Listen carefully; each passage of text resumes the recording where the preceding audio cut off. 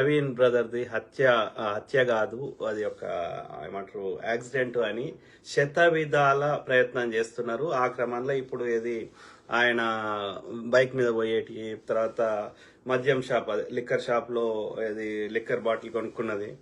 So దాన్ని ఇక అన్ని అమ్ముడు పోయే ఛానళ్ళల్లో ఒక బ్రాడ్కాస్ట్ చేసి అది అంటే అంటే అంటే ఒక కుక్కని చంపాలంటే అది ఫస్ట్ పిచ్చి కుక్క అని ముద్రేస్తారంట. ముద్రేసినాక దాన్ని చంపినా ఎవ్వరు రియాక్ట్ గారు అన్నట్టు. ఇది బీజేపీ వాళ్ళ స్ట్రాటజీ. ఇది అమిత్ షా చాణక్య నీతి. అంటే ఎంత దుర్మార్గులో అర్థం చేసుకోండి. ఇప్పుడు ఆయన తాగుతున్నట్టుగా ఎక్కడ లేదు. కొనుక్కున్నంత మాత్రాన అది ఆయన తాగుతుండా వేరే వాళ్ళకి గిఫ్ట్ ఇచ్చిండా తెలియదు. ఒకవేళ తాగి పండుకుంటారు, గంట 2 గంటలు ఇట్లా రెస్ట్ చేస్తారు, తర్వాత ఎవరి పనాలు చేసుకుంటారు. ఎంతమంది చూస్తలే. సో కాబట్టి ఒకవేళ తాగి నడిపిండే అనుకుందాం, ముచ్చట కోసం వాళ్ళు చెప్పిందే కరెక్ట్ అనుకుందాం. అట్లా తాగి నడిపిన యాక్సిడెంట్ అయిన కేసులల్లో ఒక్కటన్నా అట్లా ఉన్నది ఆ శరీరం. అట్లా పడుకొని దాని మీద బైక్ వచ్చి పండబెట్టి అట్లా శరీరానికి ఎక్కడ గాయాలు కాకుండా ఓన్లీ ముఖం మీదనే గాయాలు అయితే అట్లా యాక్సిడెంట్ అట్లా అవుతుందా?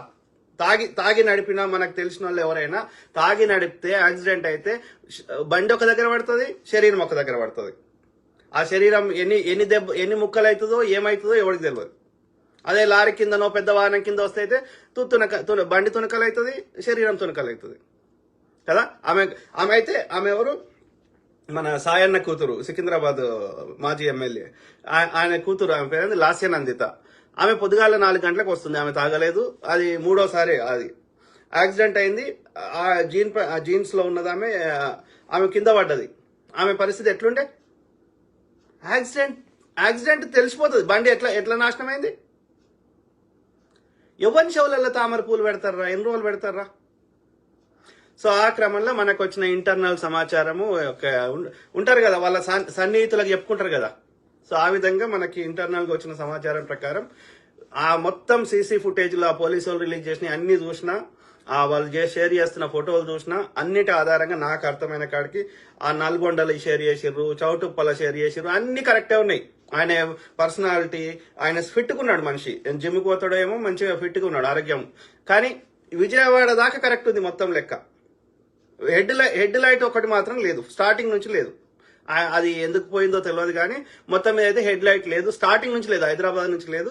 ఆయన ఏమనుకున్నాడు అంటే ఇప్పుడు ఓడు ఫిక్స్ చేసే టైం లేదు అనుకున్నాడో ఏమనుకున్నాడో నాకు తెలియదు. కానీ డే టైంలో అయితే అవసరం లేదు, ఓన్లీ నైట్ టైంలో. ఆ కొద్ది టైంకి మనం ఏమంటారు, ఈ సైడ్ ఉన్నది కదా, దాన్ని ఏమంటారు కదా, సైడ్ లైట్ని ఇట్లా ఇండికేటర్ వేసేదాన్ని.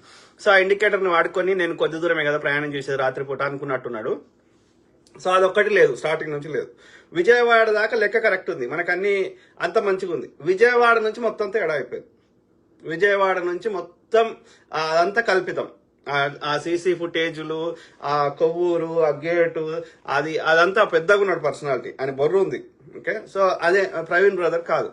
సో కాబట్టి నాకు ఇంటర్నల్ గా అంత ప్రాముఖ్యం ఉన్న వ్యక్తులు తెలియజేసిన ముచ్చట ఏంటి అంటే, విజయవాడలో కిడ్నాప్ చేశారు బ్రదర్ని. కిడ్నాప్ చేసి 7 అటాక్ చేసిరంట. 7. ఎవరు ఆ 7 అంటే కిరాయి రౌడీలు. ఇవాళ ఎట్లయితే మిర్యాలగూడలో ఆయన చంపారు కదా, గిస్గర్ ఎవరో, అట్లా కిరాయి రౌడీల్ని హైర్ చేసుకున్నారంట. ఏమంటారు వాళ్ళని? కాంట్రాక్ట్ కిల్లర్స్ అంటారంట వాళ్ళని. ఓకే, ఎవరు చేయించిండ్రు ఏంది అనేది ఒక్కొక్కటి చెప్తా. ఓకే, సో అందులో అయితే వాళ్ళ ఆ బైక్ ని తీసుకున్నది ఆ 7 ఒకటి తీసుకున్నాడంట. అర్థమైందా?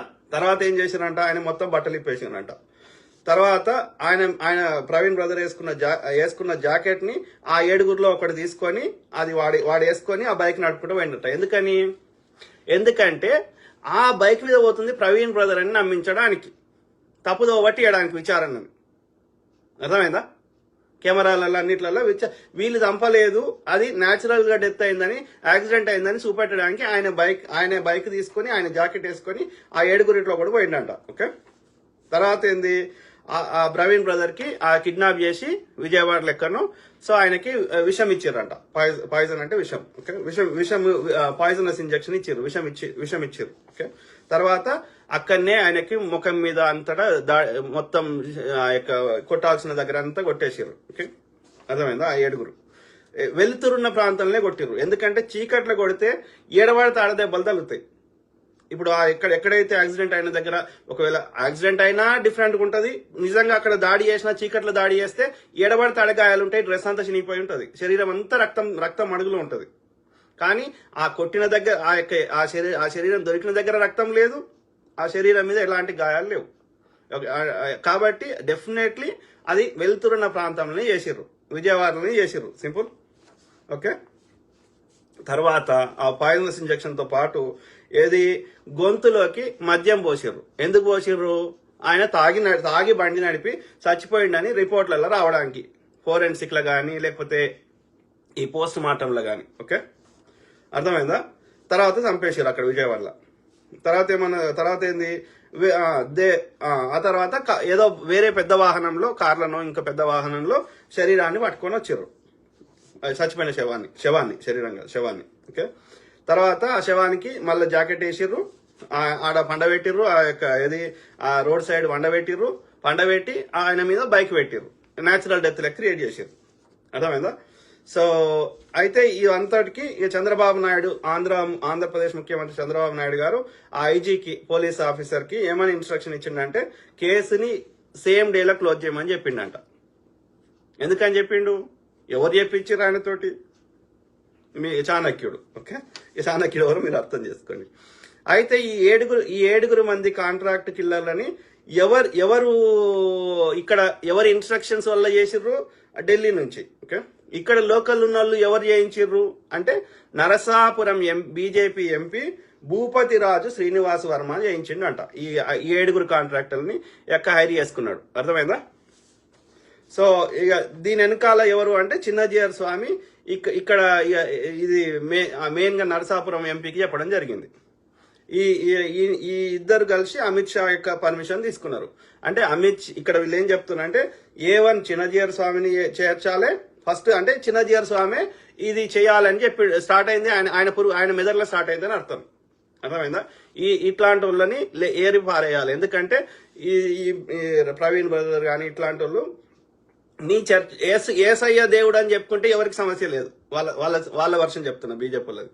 కానీ పొద్దుగా లేస్తే మా దేవతలను తిడితే అది కదిరే కృష్ణ కావచ్చు, లేకపోతే ప్రవీణ్ బ్రదర్ కావచ్చు, లేకపోతే కత్తి మహేష్ గారు కావచ్చు, అంటే మా బతుకుదేరు మీద కొడుతున్నావు.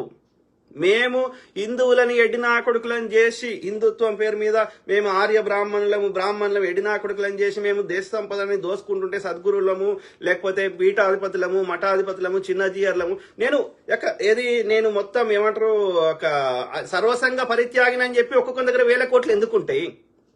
వీళ్ళు చేస్తున్నది దోపిడీ, వీళ్ళు చేస్తుంది రాజకీయ నాయకుల, ధనవంతుల యొక్క నల్లధనాన్ని తెల్లధనం చేస్తున్నారు ఈ యొక్క మఠాధిపతులు, పీఠాధిపతులు. ఎందుకంటే ఇట్స్ ఎన్జిఓ అంటారు. ఎన్జిఓ అంటే నాన్ ప్రాఫిట్ ఆర్గనైజేషన్ కింద ఎవడైనా డొనేషన్ ఇస్తే సోర్స్ అడగరు.